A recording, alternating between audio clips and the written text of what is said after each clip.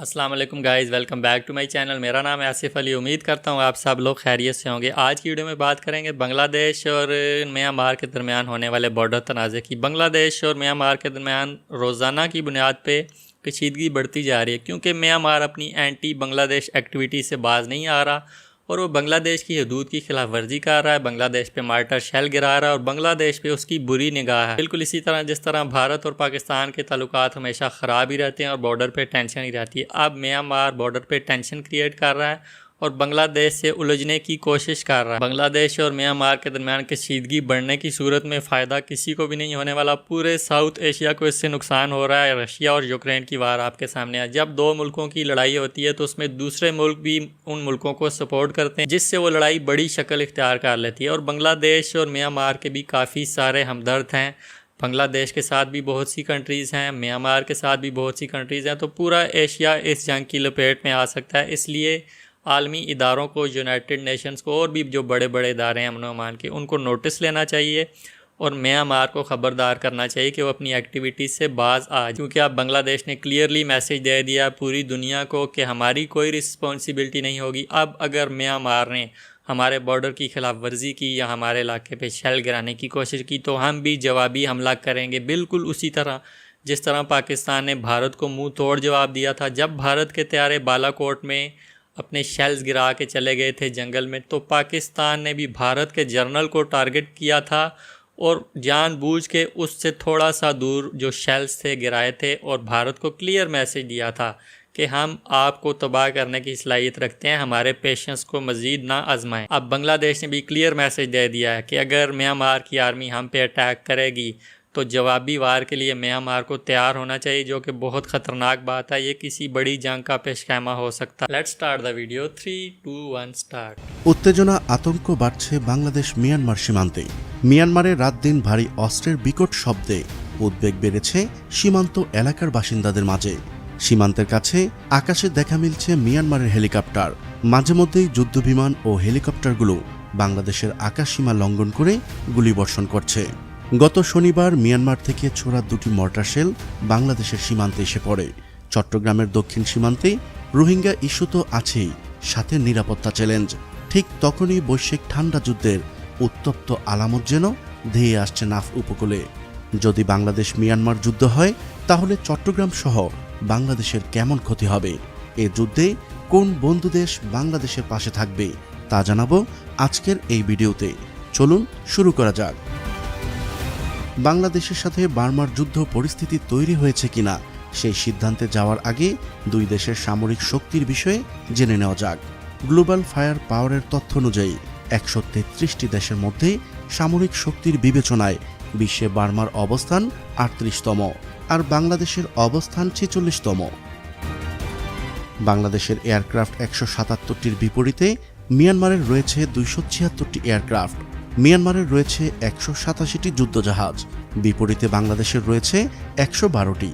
সাবমেরিনের ক্ষেত্রে মিয়ানমারের চেয়ে কিছুটা এগিয়ে বাংলাদেশ। মিয়ানমারের একটি সাবমেরিন বদলে বাংলাদেশের রয়েছে 2টি সাবমেরিন। বাংলাদেশের সৈন্য 2.5 লক্ষ, অন্যদিকে মিয়ানমারের সৈন্য প্রায় 4.5 লক্ষ। যদি কোনো কারণে যুদ্ধ বেঁধেই যায় তাহলে কোন দেশের পাল্লা ভারী তা জানতে একটু ইতিহাস ঘেঁটে নেওয়া যাক। 1971 সালের পর থেকে বাংলাদেশের সাথে কোনো দেশের যুদ্ধ হয়নি, যুদ্ধের সম্ভাবনাও নেই, কেননা বাংলাদেশ তার প্রতিবেশী রাষ্ট্রের সাথে সবসময় সুসম্পর্ক রেখেই চলেছে। তবে যদি কোনো কারণে বার্মা সীমান্ত দিয়ে বাংলাদেশের সার্বভৌমত্ব ক্ষুণ্ণ হবার সম্ভাবনা তৈরি হয় তাহলে সামরিক শক্তির দিক দিয়ে বার্মা এগিয়ে থাকলেও কৌশলগত দিক থেকে বাংলাদেশ এগিয়ে থাকবে। বাংলাদেশের তুলনায় বার্মা অনেক বড় একটি দেশ। বাংলাদেশের সাথে দেশটির সীমান্ত দৈর্ঘ্য প্রায় 272 কিলোমিটার।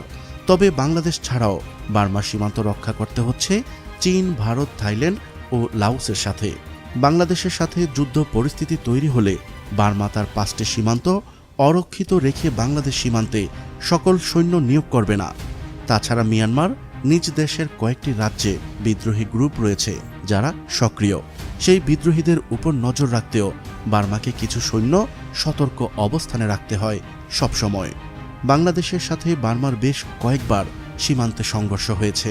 1998, 2000 ও 2005 সালে ছোট ছোট বিচ্ছিন্ন সীমান্ত উত্তেজনায় বার্মার সৈন্য নিহত হলেও বাংলাদেশের তেমন কোনো সৈন্য নিহত হবার খবর পাওয়া যায়নি। শুধুমাত্র হেলিকপ্টার আকাশসীমা লঙ্ঘন করেছে এই অজুহাতে মিয়ানমারের একটা হেলিকপ্টার ভূপাতিত করলে প্রত্যুত্তরে মিয়ানমার যদি কক্সবাজারের মতো পর্যটন অঞ্চলে পাল্টা আঘাত করে সেক্ষেত্রে যুদ্ধ ঘোষণার আগেই বাংলাদেশ অনেক বেশি ক্ষতির মুখোমুখি হবে। বাংলাদেশের সেনাবাহিনী সেই পথে না গিয়ে এই সমস্যার সমাধানে কূটনৈতিক কৌশল অবলম্বন করে বরং বিচক্ষণতার পরিচয় দিয়েছে। তবে এটাও ঠিক, দেশি বিদেশি একটি চক্র হয়তো চাইছে বাংলাদেশ মিয়ানমারের সাথে যুদ্ধে জড়িয়ে অশান্ত হয়ে উঠুক। সেই ফাঁদে পা দিয়েও বাংলাদেশের যুদ্ধে জড়িয়ে পড়ার কোনো কারণ নেই। সম্প্রতি চীনের কাছ থেকে বাংলাদেশ সাবমেরিন কেনার পর বাংলাদেশের সামরিক শক্তির সাথে বার্মা তাদের ভারসাম্য রক্ষা করতে ভারত থেকে কিনেছে একটি সাবমেরিন মিসাইল। ভারতের সাথে যেমন বাংলাদেশের সম্পর্ক রক্ষা করছে বাংলাদেশ, তেমন চীনের সাথেও সম্পর্ক বজায় রাখতে চাইছে বাংলাদেশ। তাই বর্তমান বিশ্বের প্রেক্ষাপট বিবেচনায় শুধুমাত্র বাংলাদেশ বার্মার যুদ্ধের কথা আলাদা করে ভাবার সুযোগ নেই। এই অঞ্চলে সংঘাত পরিস্থিতি তৈরি হলে ভারত, চীন, পাকিস্তান, যুক্তরাষ্ট্র, রাশিয়া জড়িয়ে পড়ার সম্ভাবনা তৈরি হয়ে যাবে। তাই ধরে নেওয়া যায় বারবার উস্কানি দিলেও মিয়ানমার বাংলাদেশ যুদ্ধের কোনো সম্ভাবনা নেই। প্রিয় দর্শক, আজ এই পর্যন্তই।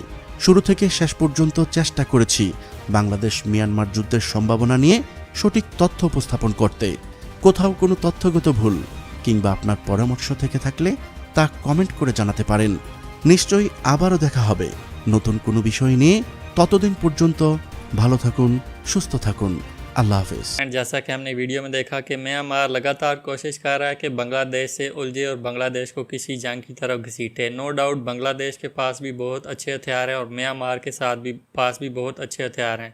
यहाँ पे देखने में यह आ रहा है कि म्यांमार की जो आर्मी है उसका जो इक्विपमेंट है वो काफ़ी ज़्यादा हैवी है, लेकिन मुसलमान जो होता है वो जंग जज्बे से लड़ता है, मुसलमान हथियारों से जंग नहीं लड़ता। इसका अमली नमूना आपने अफ़गानिस्तान में देख लिया। पूरी दुनिया की वर्ल्ड पावर रशिया भी वहाँ पे आया था और अभी अमेरिका भी वहाँ पे था, लेकिन इतने साल जंग लड़ने के बाद भी सिर्फ़ और सिर्फ कुछ देसी टाइप के हथियारों और बंदूकों से उन्होंने वर्ल्ड पावर को शिकस्त दी है। इसी तरह से बांग्लादेश आर्मी में भी जज्बा है और अगर म्यांमार ने कोशिश की कि वह बांग्लादेश के अंदर घुस के उसके इलाकों पे कब्ज़ा करने की कोशिश करे, कोक्सिस बाज़ार, चिटागोंग पोर्ट और सेंट मार्टिन जिस पे म्यांमार की नज़र है, तो बांग्लादेश की आर्मी उसको मुंह तोड़ जवाब देगी और किसी जंग से पीछे नहीं हटेगी और अपने वतन का दिफा करने के लिए किसी हद तक भी जाएगी। अगर म्यांमार का साथ देने के लिए काफ़ी मुल्क आगे आ रहे हैं, तो इसी तरह से बांग्लादेश का साथ देने के लिए काफ़ी मुल्क आगे आएंगे। तो ये लड़ाई जो है बराबर बराबर की लड़ाई लग रही है। तो ये वही बांग्लादेश है जिसने 12 लाख रोहिंग्या मुसलमानों को अपने मुल्क में पनाह दी उस वक्त जब उन पे म्यांमार में रोहिंग्या में जुल्म हो रहा था, जेनोसाइड हो रहा था, मुसलमानों की नस्ल कशी हो रही थी। तो भारत के मुसलमानों ने, बांग्लादेश के मुसलमानों ने, पाकिस्तान के मुसलमानों ने और पूरी दुनिया के मुसलमानों ने रोहिंग्या मुसलमानों के लिए आवाज़ उठाई थी। लेकिन जिस तरह बांग्लादेश ने खुला दिल करके उनको अपने मुल्क में जगह दी, इस तरह किसी और मुल्क ने उस तरह से उनके लिए आवाज़ नहीं उठाई और काम नहीं किया। आज वही जालिम म्यांमार बांग्लादेश से उलझने की कोशिश कर रहा है, वहाँ पर वो मार्टर शेल गिरा रहा है, उसके बॉर्डर की खिलाफ वर्जियाँ कर रहा है, अपनी एयरफोर्स को बांग्लादेश के ख़िलाफ़ इस्तेमाल कर रहा है। तो ये वही बांग्लादेश है जिसने रोहिंग्या के मुसलमानों को अपने मुल्क में जगह दे के म्यांमार को एक बड़े डिज़ास्टर से बचाया था। अब बांग्लादेश का ये मौक़िफ़ है कि वो जो 12 लाख लोग हैं, 12 लाख मुसलमान हैं, उनको उनकी ज़मीनें वापस दी जाएं, उनके घर वापस दिए जाएं। म्यांमार में रोहिंग्या में जहां वो रहते थे उनको वापस वहां आबाद किया जाए। लेकिन म्यांमार के इरादे कुछ ठीक नहीं लग रहे, वो तो बांग्लादेश से जंग करने की कोशिश कर रहा है। जिस तरह भारत हमेशा पाकिस्तान के बॉर्डर पे पहल करता है, इसी तरह से अब म्यांमार बांग्लादेश के बॉर्डर पे पहल कर रहा है और ख़िलाफ़ वर्जियाँ कर रहा है और बांग्लादेश के सब्र को बहुत ज़्यादा वो आजमा रहा है। लेकिन अगर म्यांमार ने अपनी ये एंटी बांग्लादेश एक्टिविटीज़ ऐसे ही जारी रखी तो बांग्लादेश को मजबूरन उसके ख़िलाफ़ एक्शन लेना पड़ेगा। और ऐसी सूरत में क्या म्यांमार आर्मी बांग्लादेश का जो एक्शन होगा उसको बर्दाश्त करने की सलाहियत रखती है या नहीं, ये तो आने वाला वक्त बताएगा। यूनाइटेड नेशंस को और दुनिया के जो तमाम इदारे हैं अमन व अमान के, उनको इस चीज़ का नोटिस लेना चाहिए, म्यांमार को वार्निंग देनी चाहिए, उन पर पाबंदियां लगानी चाहिए, क्योंकि वो लगातार वायोलेशन कर रहा है اور بنگلہ دیش رائٹ پہ ہے۔ بنگلہ دیش نے ابھی تک صبر کا مظاہرہ کیا ہے۔ حملات کو یہاں پہ نہ روکا گیا تو بنگلہ دیش کو بھی کاؤنٹر سٹرائک کرنا پڑے گا۔ بنگلہ دیش بھی میانمار کے علاقوں میں جا کے ان کی ملٹری انسٹالمنٹس ان کے علاقوں کو ٹارگٹ کر سکتا ہے، جس سے دونوں سائڈ پہ بہت زیادہ نقصان ہو سکتا ہے، اور اس کا ذمہ دار میانمار ہوگا اور دنیا کے بڑے بڑے ادارے ہوں گے۔ آپ کیا سوچتے ہیں میانمار یہاں پہ کیا کرنا چاہ رہا ہے اور اس کے کیا عزائم ہے، اور بنگلہ دیش کیسے اس کو ٹیکل کرے گا؟ اپنی رائے سے مجھے کمنٹس میں آگاہ کیجیے گا۔ ویڈیو اچھی لگی لائک کریں، چینل پہ نیو ہے سبسکرائب کریں، بیل آئیکن ہلکا سا پریس کریں تاکہ نیکسٹ ویڈیوز کے اپڈیٹ آپ تک پہنچ سکیں۔ اللہ حافظ۔